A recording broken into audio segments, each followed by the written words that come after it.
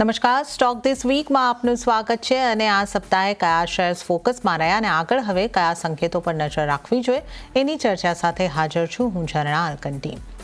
તો આ સપ્તાહે આપણે જોયું વોલેટાઇલ સેશન આપણને જોવા મળ્યા સપ્તાહ દરમિયાન અને સપ્તાહ દરમિયાનના ઉતાર ચઢાવ બાદ આ સપ્તાહમાં માર્કેટ આપણને ખાસા દબાણ સાથે બંધ થતા જોવા મળ્યા છે. તો વીકલી ધોરણે આપણે જો માર્કેટ્સના પરફોર્મન્સની વાત કરી લઈએ, ઇન્ડાઇસીસથી શરૂઆત કરીએ. સેન્સેક્સમાં 2.70% દબાણ આ સપ્તાહે આપણને બનતું જોવા મળ્યું છે અને 75,238 ઉપર સેન્સેક્સનું ક્લોઝિંગ થયું છે. નિફ્ટીની વાત કરીએ તો નિફ્ટીમાં આ સપ્તાહે 2.20% દબાણ બન્યું છે. 23,643 ઉપર આપણને નિફ્ટીનું ક્લોઝિંગ આ સપ્તાહનું થતું જોવા મળ્યું છે અને બેંક નિફ્ટીની વાત કરીએ 2.89% દબાણ સાથે બેંક નિફ્ટીનું ક્લોઝિંગ 53,710 ઉપર થતું આપણે આ સપ્તાહમાં જોયું છે. આ ઉપરાંત હવે આપણે બ્રોડર માર્કેટની વાત કરીએ કે મિડ કેપ અને સ્મોલ કેપમાં કઈ રીતનું સ્થિતિ બની છે. અહીંયા પણ દબાણ બનતા જોવા મળ્યા છે. મિડ કેપની વાત કરીએ તો 2.70% દબાણ સાથે 60,567 પર મિડ કેપ ઇન્ડેક્સ બંધ થયું છે અને સ્મોલ કેપની વાત કરીએ તો અહીંયા સૌથી વધારે દબાણ આપણને બનતું જોવા મળ્યું છે 4.5% જેટલું અને 17,882 ઉપર નિફ્ટી સ્મોલ કેપનું ક્લોઝિંગ આપણે જોઈ શકીએ છીએ. તો આપણે ઇન્ડાઇસીસની વાત કરીએ અને લગભગ 42% દબાણ સાથેના ક્લોઝિંગ આપણે અહીંયા આગળથી આ સપ્તાહની અંદર જોયા છે. પણ હવે આપણે સેક્ટરની વાત કરી લઈએ કે કયા સેક્ટરનું પરફોર્મન્સ આ સપ્તાહમાં કેવું રહ્યું છે. સૌથી વધારે દબાણ કરનારું સેક્ટર નિફ્ટી રિયલ્ટીનું સેક્ટર રહ્યું છે, જ્યાં 8% જેવું દબાણ રહ્યું છે. ત્યારબાદ નિફ્ટી આઈટી જ્યાં 0.6%નું દબાણ, નિફ્ટી કન્ઝ્યુમર 5.5%નું દબાણ, નિફ્ટી ઓટો 4.5-4.25%ની આસપાસનું દબાણ અને ડિફેન્સમાં 4%ની ઉપરના દબાણ બનતા આપણને જોવા મળ્યા છે. તો આ બધા એ સેક્ટર રહ્યા કે જ્યાં દબાણ બન્યું છે. પણ સપોર્ટ કરનારા સેક્ટર જ્યાં ખરીદારી થતી દેખાય આ સપ્તાહમાં એની વાત કરી લઈએ તો ફાર્મા સેક્ટર એક એવું રહ્યું કે જ્યાં સપ્તાહ દરમિયાન 2% જેટલી મજબૂતી આવતી જોવા મળી. હેલ્થકેર સેક્ટર અહીંયા પણ 2%ની મજબૂતી, તો ફાર્મા અને હેલ્થકેર અને આ સિવાય મેટલ ઇન્ડેક્સ પોઝિટિવમાં આ સપ્તાહે આપણને બંધ થતો જોવા મળ્યો છે. 1.91%ની મજબૂતી મેટલ ઇન્ડેક્સમાં. હવે આપણે આવી જઈએ સ્ટોક્સ પર. આ સપ્તાહના નિફ્ટી 50ના ટોપ લૂઝર કાઉન્ટરની સાથે આપણે શરૂઆત કરીશું. તો 7.54%ના દબાણ સાથે ટાઇટનનો સ્ટોક આ સપ્તાહનો ટોપ લૂઝર બન્યો છે. ત્યારબાદ શ્રીરામ ફાઇનાન્સ 6.93%નું દબાણ બન્યું છે. રિલાયન્સમાં આ સપ્તાહમાં 6.88%નું દબાણ બન્યું છે અને જીઓ ફાઇનાન્શિયલ્સ 6.53%ના દબાણ સાથે આ સપ્તાહમાં બંધ થતો આપણને જોવા મળ્યું છે. તો આ સપ્તાહના ઘટનારા સ્ટોક રહ્યા છે. આ સપ્તાહમાં કયા સ્ટોકમાં થોડી મજબૂતી બનતી દેખાય એની પણ આપણે જો અહીંયા આગળથી વાત કરી લઈએ તો આ સપ્તાહમાં અદાણી એન્ટરપ્રાઇઝમાં સારી મજબૂતી બની છે 8.38%ની, ઓએનજીસીમાં 7.22%ની મજબૂતી બની, સિપ્લામાં 6.32%ની મજબૂતી અને ટાટા કન્ઝ્યુમર 4.91% મજબૂત થતો આપણને આ સપ્તાહ દરમિયાન જોવા મળ્યું છે. ત્યારે હવે આપણે ટોપ ગેનર્સ ટોપ લૂઝર પણ જાણી લીધા છે અને હવે આવતા સપ્તાહમાં કેવી સ્ટ્રેટેજી રાખવાની છે, કયા સ્ટોક પર ફોકસ રાખવાનો છે એની આપણે વાત કરીશું. એલકેપી સિક્યોરિટીઝના વત્સલ ભુવા આપણી સાથે જોડાઈ ગયા છે. વત્સલજી, સ્વાગત છે આપનું CNBC બજાર પર. અને શરૂઆત આપણે કરીએ નિફ્ટીથી. ઉતાર ચઢાવ આ સપ્તાહમાં આપણને ઘણા જોવા મળ્યા છે. આ સપ્તાહ ખાસું મહત્વનું અહીંયા આગળથી રહેતું આપણને જોવા મળ્યું છે. ઘણી બધી જે જીઓપોલિટિકલ ટેન્શન્સ હતા એને લઈને અપડેટ હતી. મહાસત્તાઓની મુલાકાતનું પણ આ સપ્તાહ રહ્યું છે અને ઓવરઓલ માર્કેટની અંદર આ એક ઘટાડા તરફનો આપણને જે માહોલ છે એ બનતો જોવા મળ્યો છે. તો નિફ્ટીની વાત કરી લઈએ તો નિફ્ટી 2.20%ના દબાણ સાથે 23,643 પર બંધ થયો. હવે તમે આવતા સપ્તાહ માટે નિફ્ટીની ચાલ કઈ તરફની જોઈ રહ્યા છો અને નિફ્ટી માટે કેવી સ્ટ્રેટેજી રાખવાની સલાહ આપશો? જી, વાત કરીએ આજના સેશનની વાત કરીએ તો આજે નિફ્ટીએ જે 20 ડેઝ મૂવિંગ એવરેજ છે નિફ્ટી, ત્યાંથી આપણને એક સારું એવું સેલિંગ પ્રેશર જોવા મળ્યું અને નિફ્ટીની આજ આપણને એક વીક ક્લોઝિંગ જોવા મળી કાલની તેજી બાદ. તો જે ક્લિયરલી ઇન્ડિકેટ કરે છે કે કાલનું સેશન અને એની પહેલાનું જે સેશન હતું એમાં આપણને પ્યોર એક શોર્ટ કવરિંગ મૂવ જોવા મળ્યું. એક ન્યૂઝ ડ્રીવન આપણને એક સ્પાઇક જોવા મળ્યું નિફ્ટીમાં.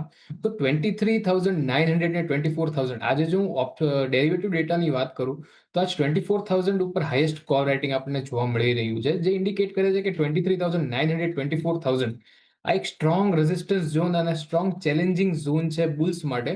અને જે સેન્ટિમેન્ટ છે એ મોર ઓર લેસ બેરની તરફ જ, બેરિશ સેન્ટિમેન્ટ છે ને બેર્સને સપોર્ટ કરે છે. નીચે 23,500 નો સપોર્ટ છે, પણ એ સપોર્ટ એટલો બધો મજબૂત નથી. તો ઓવરઓલ વ્યૂ થોડો સાઇડવેઝ ટુ બેરિશ જ બને છે. ઇમિડિયેટ સપોર્ટની વાત કરીએ તો 23,500 નો એક સપોર્ટ છે. ઉપર રેઝિસ્ટન્સની વાત કરીએ તો 20 ડેઝ મૂવિંગ એવરેજ જે નિફ્ટીનું પ્લેસ છે, જે આજ નિફ્ટીનો હાઈ છે, એ એક રેઝિસ્ટન્સ ઝોનની જેમ કામ કરી શકે એમ છે. નિફ્ટીમાં એક બુલિશ સ્ટાન્સ રાખીને ત્યારે જ ચાલી શકાય જ્યારે નિફ્ટી 24,100 ની ઉપર ક્લોઝિંગ દે. 24,100 ની ઉપર જ્યારે નિફ્ટી ક્લોઝિંગ દેશે ત્યારે આપણે એક બુલિશ સ્ટાન્સ રાખીને ચાલી શકીએ એમ છે. ત્યાં સુધી એક કોશિયસ સ્ટાન્સ રાખવું જોઈએ. સેક્ટર સ્પેસિફિક અપ્રોચ રાખવો જોઈએ. સેક્ટરમાં પણ અમુક સિલેક્ટિવ સ્ટોક્સ જ સારા લાગે છે. લોંગ્સની વાત કરીએ તો એમાં જ તે બહુ સિલેક્ટિવ અપ્રોચ સાથે અત્યારે બજારમાં કામ કરવાનો સમય છે. વાત કરી લઈએ બેંક નિફ્ટી ઇન્ડેક્સની, તો બેંક નિફ્ટીએ પણ કાલની વાત કરીએ તો પોતાનો જે એક સપોર્ટ, જે રેઝિસ્ટન્સ લેવલ છે, એને ટેસ્ટ કરવાની ટ્રાય કરી, પણ એની ઉપર ક્લોઝિંગ નો આપી શક્યું, જે છે 54,200 નો. અને 54,200 ની નીચે જ આપણને ક્લોઝિંગ મળ્યું. આજે પણ એક એટેમ્પ થયો અને ત્યાંથી આપણને રિજેક્શન જોવા મળ્યું અને બેંક નિફ્ટીમાં પણ એક વીક ક્લોઝિંગ જોવા મળી. તો ઓવરઓલ જે સેન્ટિમેન્ટ છે એ મોરલેસ બેરિશ છે. હાયર લેવલ્સ પર એક એટેમ્પ થાય છે, પણ ત્યાંથી આપણને સેલિંગ પ્રેશર જોવા મળી રહ્યું છે. તો બેંક નિફ્ટીની વાત કરીએ તો બેંક નિફ્ટીનો એક સપોર્ટ છે 53,200 પર. જો બેંક નિફ્ટીનો 53,200 નો જો સપોર્ટ તૂટ્યો તો આપણને જે આ કરેક્શન છે ઇન્ટેન્સિફાય થતું જોઈ શકીએ છીએ આપણે બેંક નિફ્ટી ઇન્ડેક્સમાં. અને જે મેં પહેલાના સેશનમાં પણ વાત કરી હતી, જે હેડ એન્ડ શોલ્ડર જે પેટર્ન છે એના ટાર્ગેટ 52,200 ના આવે છે, તો એ ટાર્ગેટ આપણને અચીવ થતા જોઈ શકીએ એમ છે. તો ફિલહાલ જો ઇમિડિયેટ રેઝિસ્ટન્સની વાત કરીએ તો 54,000 નો રેઝિસ્ટન્સ છે. સપોર્ટની વાત કરીએ તો 53,200 નો એક સપોર્ટ છે. એટલે જે રીતે આપણે અહીંયા આગળથી સપોર્ટ અને રેસિસ્ટન્ટ જણાવ્યા છે, એટલે અત્યારે વેટ એન્ડ વોચની સ્ટ્રેટેજી રાખીને ચાલવું પડશે વત્સલજી? જી, ઓફકોર્સ અત્યારે વેઇટ એન્ડ વોચ ની સિચ્યુએશન રાખીને ચાલવાની સલાહ રહેશે.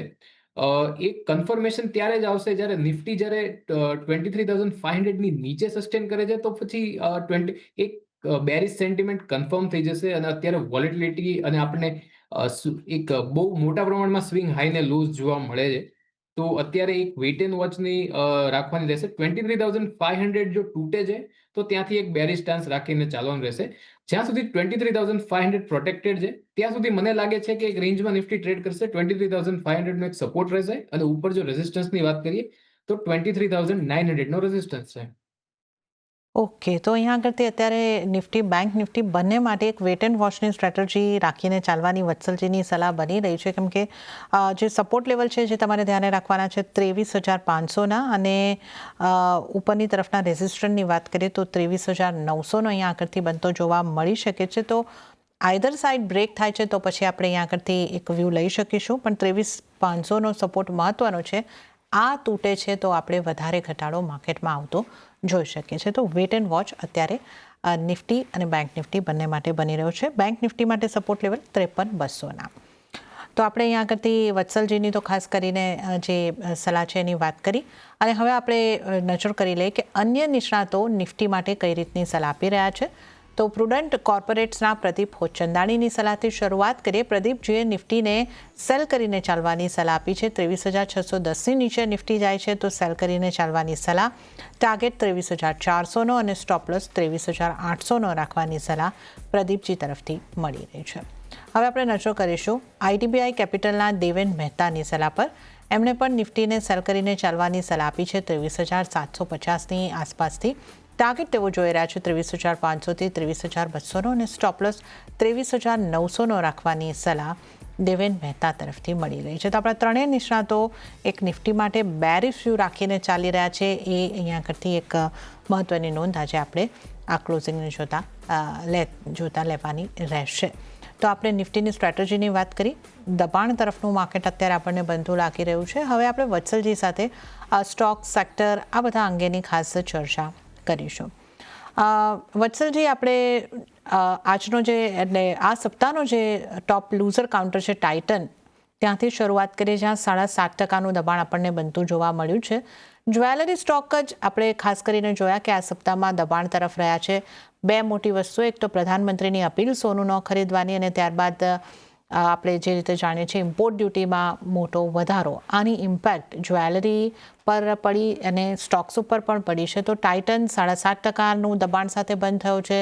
કલ્યાણ જ્વેલર્સ જેવા જે સ્ટોક છે ત્યાં પણ આ સપ્તાહમાં મોટા ઘટાડા દેખાયા છે. તો જ્વેલરી સ્ટોક્સમાં હવે શું કરવું જોઈએ? જી વાત કરું હું ટાઇટનની વાત કરું કે કલ્યાણ જ્વેલર્સની વાત કરું. જો હું ટાઇટનનું ચાર્ટ સ્ટ્રક્ચર જોઉં છું તો ટાઇટનમાં જે એક રાઇઝિંગ ટ્રેન્ડ લાઇન છે ત્યાં એક આપણને થોડો બાઇંગ ઇન્ટરેસ્ટ આવતો દેખાઈ રહ્યો છે અને જે રાઇઝિંગ ટ્રેન્ડ લાઇન છે હજી બ્રેક નથી થઈ. તો મને લાગે છે કે ટાઇટનની વાત કરીએ તો સ્ટોકમાં એક રિકવરી આવી શકે એમ છે. રિકવરી પણ એક બહુ લિમિટેડ અપસાઇડની હું એક્સપેક્ટેશન છે 50 ટુ 50ની અપસાઇડની ત્યાં જ આપણને રેઝિસ્ટન્સ જોવા મળી રહ્યો છે. તો ઝાઝી અપસાઇડની કોઈ એક્સપેક્ટેશન છે નહીં. સ્ટોક એની બધી જ જે ક્રુશિયલ મૂવિંગ એવરેજ છે શોર્ટ ટર્મ, લોંગ ટર્મ 20 ડેઝથી લઈને 200 ડેઝ મૂવિંગ એવરેજની તેની નીચે ટ્રેડ કરી રહ્યો છે. અ, તો શોર્ટ ટર્મ માટે તો વ્યૂ બેરિશ રહેશે. પણ જો ટાઇટનના એક લોંગ ટર્મ ચાર્ટની વાત કરું તો રાઇઝિંગ ટ્રેન્ડ લાઇન ઉપર તે ટાઇટને સપોર્ટ લીધો છે. તો મારા ખ્યાલથી અહીંયાથી 3900નો એક સ્ટોપ લોસ રાખી અને એક મિડ ટર્મ ટ્રેડ લઈ શકાય એમ છે કારણ કે જ્યારે આ સિચ્યુએશન સેટલ થશે ત્યારે મને લાગે છે કે ટાઇટનમાં પાછી એક રિકવરી આવી શકે એમ છે અને આપણને પાછા 4400 સુધીના આપણને લેવલ્સ પણ જોવા મળી શકે એમ છે. તો ટાઇટન માટે એ વ્યૂ બને છે. કલ્યાણ જ્વેલર્સની વાત કરું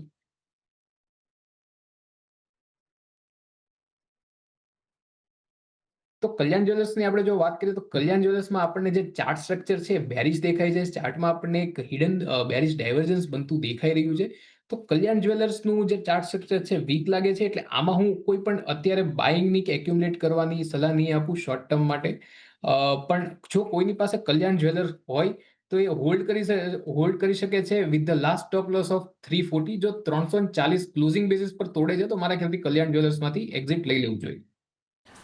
ઓકે, તો અહીં આગળથી આપણે જ્વેલરી સ્ટોકમાંથી વાત કરી છે. બે ખાસ સ્ટોક ટાઇટનની વાત કરી છે. ટાઇટનમાં તમે એક મીડિયમ ટર્મનો વ્યૂ હોય તો તમે અહીં આગળથી ખરીદારી તરફનો વ્યૂ રાખી શકો છો. 3900 3900ના સ્ટોપ લોસ અને 4400ના ટાર્ગેટ માટે. અને કલ્યાણ જ્વેલર્સ છે એને તો અવોઇડ કરીને ચાલવાની સલાહ છે. નવી બાઇંગ માટે જો પોઝિશન છે તો 340નો સ્ટોપ લોસ તમારે ધ્યાને રાખવાનો રહેશે. આ પણ જો તૂટે છે તો એક્ઝિટ કરવાની સલાહ કલ્યાણ જ્વેલર્સની અંદર બનતી જોવા મળી રહી છે. જ્વેલરી સ્ટોકની વાત કરી. ત્યારબાદ આપણે જો વાત કરી લઈએ જે ફાઇનાન્શિયલ સ્ટોક છે ત્યાં પણ મોટા ઘટાડા વત્સલજી જોવા મળ્યા. શ્રીરામ ફાઇનાન્સ અને જીઓ ફાઇનાન્શિયલ આ નિફ્ટીના ટોપ લૂઝર કાઉન્ટરમાં સાપ્તાહિક ધોરણે રહ્યા અને 6 થી 7% સાપ્તાહિક ઘટાડા સાથે આ બંને કાઉન્ટર્સમાં આપણે કારોબાર બંધ થતા જોયા છે. તો અહીંયા આપની સલાહ કઈ રીતે બનશે? સૌથી પહેલા આપણે વાત કરીએ શ્રીરામ ફાઇનાન્સની. તો શ્રીરામ ફાઇનાન્સમાં એક સારો એવો સપોર્ટ બનતો દેખાય છે 900ના લેવલ પર. 900ના લેવલ પર આપણને થોડી ડિમાન્ડ ઇમર્જ થતી દેખાઈ રહી છે સ્ટોકમાં. આજના સેશનમાં પણ આપણે જોઈએ તો સ્ટોકે એક અપટિક સાથે જ તે આપણને એક લૂઝિંગ જોવા મળી રહ્યું છે. તો એક્સપેક્ટેશન એ છે કે અપકમિંગ સેશનમાં થોડી આપણને રિકવરી જોવા મળે. જો આપણને માર્કેટનો જો સ્ટોકને સપોર્ટ મળશે તો અપકમિંગ સેશનમાં થોડી રિકવરી જોવા મળી શકે એમ છે. પણ ફિલહાલ બહુ લાંબી અપસાઇડ નથી દેખાતી. જો સ્ટોકમાં એક રિકવરી આવે તો 970 સુધી સ્ટોક જઈ શકે એમ છે જે અહીંથી 3% ઉપર છે અને નીચે જો સપોર્ટની વાત કરીએ તો 900નો એક સારો એવો સ્ટોક માટે સપોર્ટ બની રહ્યો છે અત્યારે. તો જીઓ ફાઇનાન્સની વાત કરીએ તો સ્ટોકમાં એક લાંબી ગિરાવટ બાદ સ્ટોક અત્યારે કોન્સોલિડેટ કરી રહ્યો છે પણ ચાર્ટ સ્ટ્રક્ચર છે એ વીક લાગે છે. તો સ્ટોકને અત્યારે ફિલહાલ તો લોંગ પોઝિશન માટે અવોઇડ કરવાની સલાહ રહેશે. પણ જો કોઈ સ્ટોકને હોલ્ડ કરી રહ્યું છે તો હોલ્ડ કરી શકે છે with the stop loss of 223. જો 223 તોડે છે ક્લોઝિંગ બેસિસ પર તો મારા ખ્યાલથી એક્ઝિટ લઈ લેવું જોઈએ સ્ટોકમાંથી. ઓકે, તો આપણે અહીંયા આગળથી ખાસ ફાઇનાન્શિયલ્સને લગતા સ્ટોકની વાત કરી જ્યાં આપણે ખાસ શ્રીરામ ફાઇનાન્સ અને જીઓ ફાઇનાન્શિયલ્સ ઉપર એક અહીંયા આગળથી વ્યૂ લીધો છે. એક દબાણ તરફનો કામકાજ આપણને અહીંયા આગળથી જોવા મળ્યું છે. અને હવે આવતા સપ્તાહ માટે આપના ટ્રેડિંગ કોલ્સ કયા રહેશે?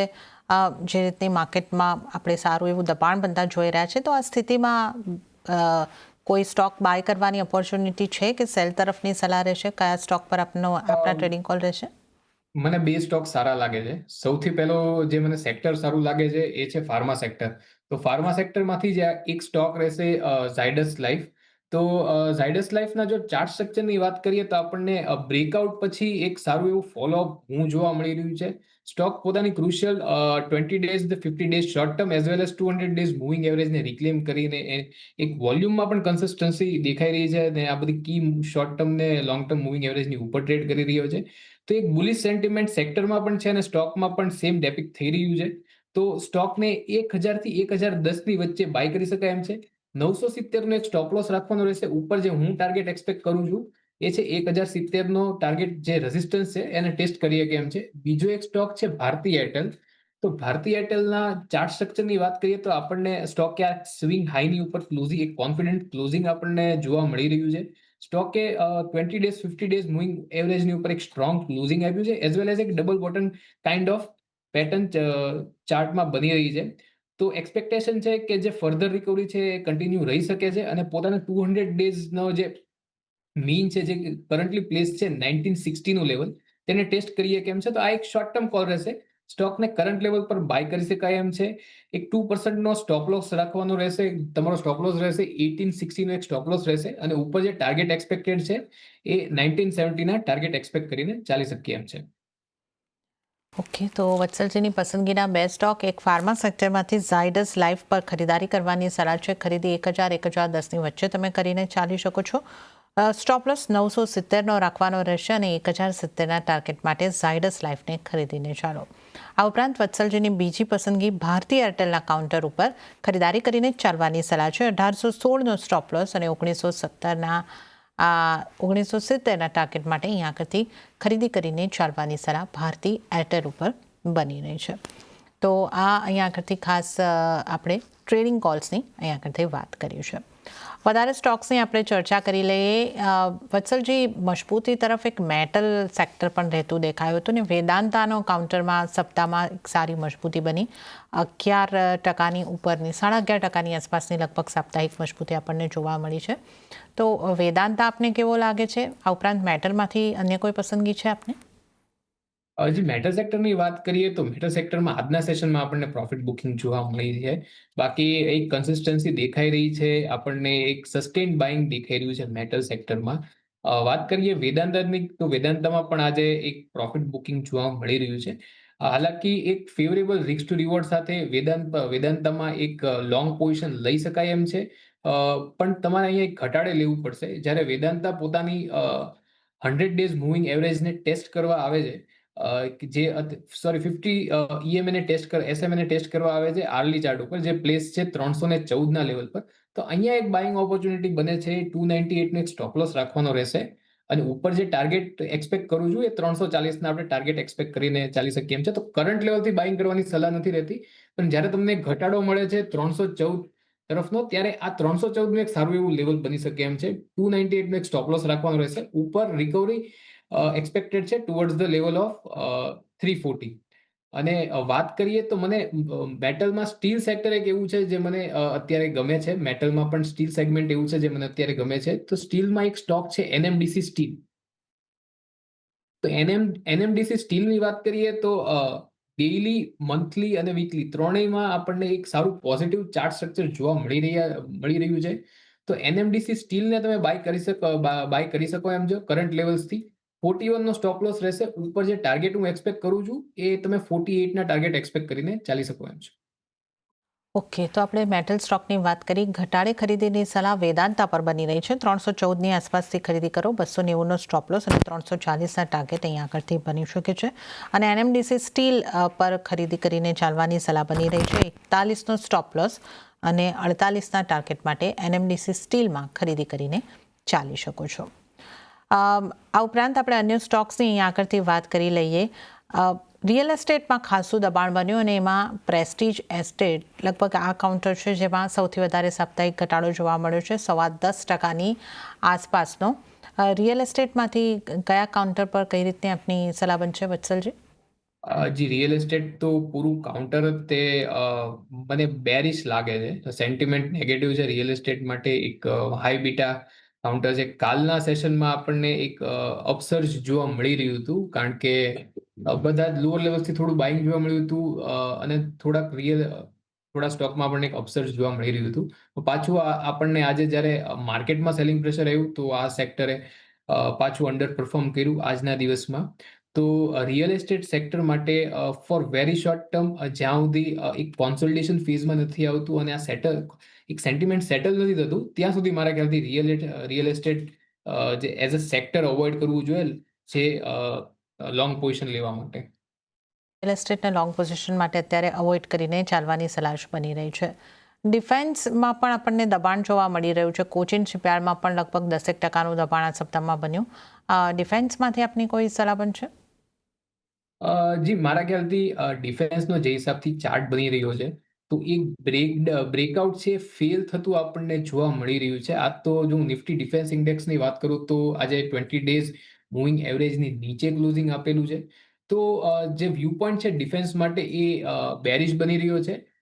તો એક એચએલ છે એને એચએલ એક સ્ટોક છે જેને તમે સેલ કરીને ચાલી શકો છો.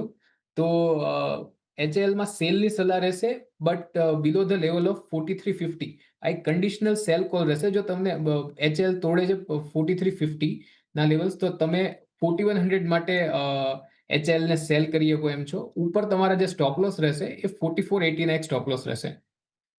તો ઓકે. વ્યૂ પોઈન્ટ બેરિશ બની રહ્યો છે. સેલની ઓપોર્ચ્યુનિટી સેક્ટરમાં અને સ્ટોક્સમાં ગોતીને ચાલવી જોઈએ. ઓકે, તો ડિફેન્સ સેક્ટર ઉપર એક બેરિશ વ્યૂ બની રહ્યો છે અને સ્ટોકમાં આપણે એચએલની વાત કરી છે ત્યાં પણ સેલ કરીને ચાલવાની સલાહ. 4100ના ટાર્ગેટ માટે 4480નો સ્ટોપ લોસ રાખીને એચએલ હિન્દુસ્તાન એરોનોટિક્સમાં સેલ કરીને ચાલો આ સલાહ બની રહી છે. આ ઉપરાંત એક પાવર સેક્ટરને પણ થોડું સ્પર્શી લઈએ. ટોરેન્ટ પાવરમાં ખાસું દબાણ બન્યું અને સ્ટોકમાં પણ આપણે એક રિએક્શન આ સપ્તાહમાં જોવા મળ્યા છે નેગેટિવ સાઇડના. તો પાવર સેક્ટરને માંથી કોઈ સ્ટોકને આપ કઈ રીતે જોઈ રહ્યા છો? ટોરેન્ટ પાવર કે અન્ય કોઈ સ્ટોક? ક્યાં આપની કોઈ ખાસ સલાહ બનશે? જી નિફ્ટી હું જો પાવર સેક્ટરની વાત કરું તો પાછલા સેશન્સમાં આપણને એક સારી એવી તેજી જોવા મળી હતી અને પછી હવે આપણને સ્ટોકમાં એક પ્રોફિટ બુકિંગ અને એક કોન્સોલિડેશન ફેઝ જોવા મળી રહ્યો છે. તો પાવર સેક્ટરમાં મને જો એક કોઈ સ્ટોક સારો લાગી રહ્યો છે તો એ છે ટાટા પાવર. તો ટાટા પાવરના સ્ટોકની વાત કરીએ તો રિઝલ્ટ બાદ સ્ટોકમાં એક ન્યૂઝ ડ્રીવન એક બ્રેકડાઉન જોવા મળ્યું હતું પણ સ્ટોકમાં 200 ડેઝ મૂવિંગ એવરેજથી આપણને સારું એવું બાઇંગ જોવા મળ્યું છે. વોલ્યુમ સાથે બાઇંગ જોવા મળ્યું છે. તો સ્ટોકમાં અને એનું બ્રેકઆઉટ લેવલ પણ હતું તો સ્ટોકને બાય કરીને ચાલી શકાય એમ છે.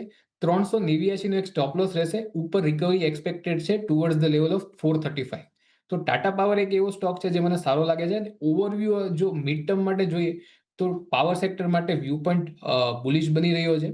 તો બાય ઓન ડિપ્સ કરવું જોઈએ પણ ટાટા પાવર સેક્ટરમાંથી મારો એક પસંદીદા સ્ટોક રહેશે.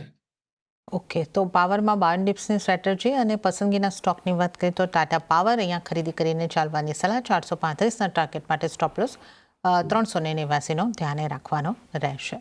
અને ત્યાં જ વત્સલજી, સમય થઈ રહ્યો છે આપની પાસેથી રજા લેવાનો, તો આપના કોઈ ડિસ્ક્લેમર? જી આપણે જેટલા સ્ટોકમાં આપણે ચર્ચા કરી એમાં મારી કોઈ અંગત પોઝિશન નથી પણ ક્લાયન્ટની કે કંપનીની પોઝિશન હોઈ શકે. જી વત્સલજી, અને આપનો આભાર અમારી સાથે જોડાવા બદલ અને તમામ સ્ટોક્સ અંગે ચર્ચા કરવા બદલ. તો આ સાથે જ સ્ટોક ધીસ વીકમાં હાલ પૂરતું આટલું જ. હાલ મને પણ આપશો રજા, પણ વધુ અપડેટ અને સમાચારો માટે આપ જોતા રહો CNBC બજાર. નમસ્કાર.